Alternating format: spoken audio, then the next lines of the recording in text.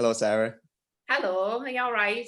I'm all right. I'm really good. Let's crack on. Let's do an interview. Do an interview. Okay, sounds good. Um, I'm excited. so introduction wise, what is your role within the creative arts, Sarah? So, my name is Sarah Wilson. I am the co-founder of Tracks Darlington Community Interest Company. We put on various events in and around Darlington, lots of different projects. I also do other freelance work, working on other people's festivals, and as a community musician as well, doing all sorts of things. Done quite a lot of singing outside care homes over the last couple of months, which is odd, and it's gone very cold now for doing that. So Are you still doing it, or you still doing it while it's cold? kind of paused for a bit, but I think we might do a couple of Christmas caroly type things. But it was Winter warmers. just to like open windows, you know. Oh, that'd be nice. Most Oh yeah, people I'm put thinking about blankets you around being cold, them. but I'm thinking, Or yeah, people care put homes. blankets over them and like windows wide open so they can hear what's going. Something. It'll be something like that, I think. That sounds cool. How did you first get involved? Let's talk specifically like promoting because you have your music background as well, don't you? But how did you get involved with um promoting? How did that start? From being a musician, from playing in a band myself, I'm a drummer originally, drummer, backing vocals, songwriter. Played my first gig when I was 14. And I think when I got into bands sort of seriously, we just decided to make our own events happen. We wanted certain gigs or we wanted to play certain places and do certain things. And there wasn't really the scene happening in Darlington at that time. So we were just like, well, we'll just do it. We'll hire the venue, we'll make the posters, from the band, so as a band, we sort of were making gigs happen because that's what we wanted. And we also probably control freaks wanted wanted the gigs to be promoted in a certain way, and we wanted to be in control of who we were playing with and stuff like that. So that's sort of where it started. And then I think as a musician you play lots of gigs where maybe the promoters don't really treat you how you should be treated, or they're badly organized or whatever, so you kind of go, we could do a better job. I could do a better job than this. This is not how you look after artists, and this is not how you promote a show. So yeah, kind of, it was sort of came from that really. Then I ended up working at the Forum Music Centre. I was the events manager there for 7 years, so I was pretty much responsible for all of the booking of artists and promoting the events there. So yeah, and then became freelance as time went on.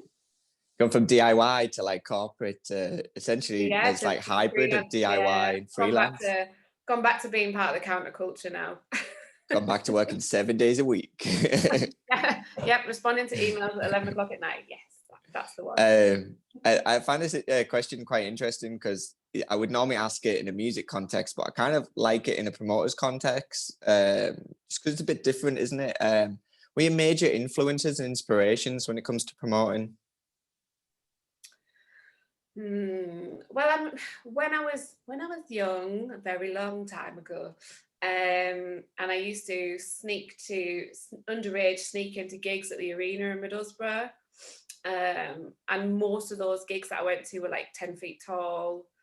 So I used to be really excited by a lot of the shows that they put on, and used to think, wow, it would be really cool to do something like this. Sort of moving forwards, there were promoters. I think people who are, trying to run their own festivals, people who are trying to run their own venues. It's a hard thing to do, and sometimes it's a hard thing to do with enthusiasm and passion, because that's really what keeps you going. And none of us are doing this for the money. We're all doing it for the love of it. There's a festival called the Just So Festival that happens down in the Midlands, and two mums set that up. And I went for a day's training with them just to see behind the scenes of the festival and see how they do what they do. And it's gorgeous. It's a family festival, but they have live music, arty things going on, absolutely wacky, crazy things going on. and I thought they were really inspiring people, doing what they're doing, and it's that sort of making things happen in the face of adversity, isn't it, really? So I think it's inspiring. I think the stuff that's going on, like Base Camp in Middlesbrough now, I think that's really interesting, really exciting. I think stuff that goes on across Teesside, really, you know, TMA,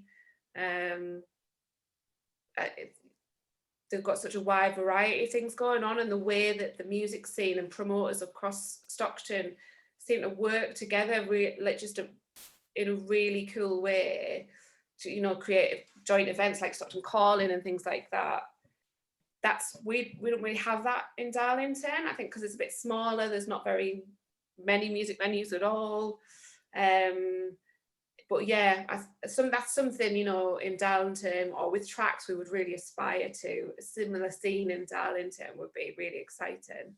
You're building it, aren't you? Stockton Calling started with like 3 venues. The first ever Stockton Calling was a 3-venue festival. Yeah, you have already done festivals bigger than that already, because you have done Last Train Home and the one where it's all the pubs and stuff. I don't know the names of them. I like going to them, but I don't. When I see it, I go, oh yeah, there's that thing.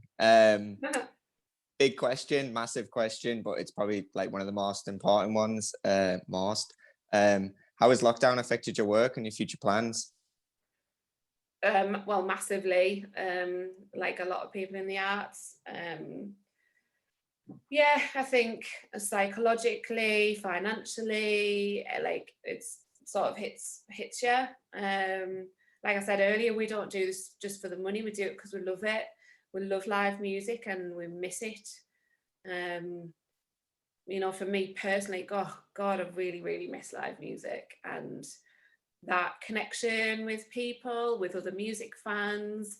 Yeah, that's been pretty huge.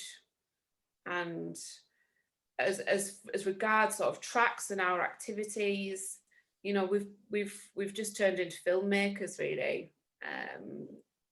We've not done. We had some, you know, a nice buskers program when after lockdown 1, the council put some money towards us organising a busking program, which was great, and it meant we could pay and support artists, which was brilliant. But other than that, everything's been online. It's been great that we've had some funded work, massively appreciate that, but it is a strange new territory for me. I mean, my business partner Rob, he's awesome at making films anyways. He's done a lot of music videos, things like that in the past, but I think for us sort of making it something that's Tracks, you know, definitely lots of thinking outside the box and thinking like, how can we connect with people? How can we support those artists that have got nothing and had nothing so long? But how do we make it so it's something a bit more interesting than a guy sat on a sofa or a girl sat on a sofa playing an acoustic guitar? You know, we're trying to bring in another element, something a bit different. I mean, that has its place, but it's such a saturated scene at the moment now, you know. I'm just worried I'm just missing the guitar, to be honest. Yeah.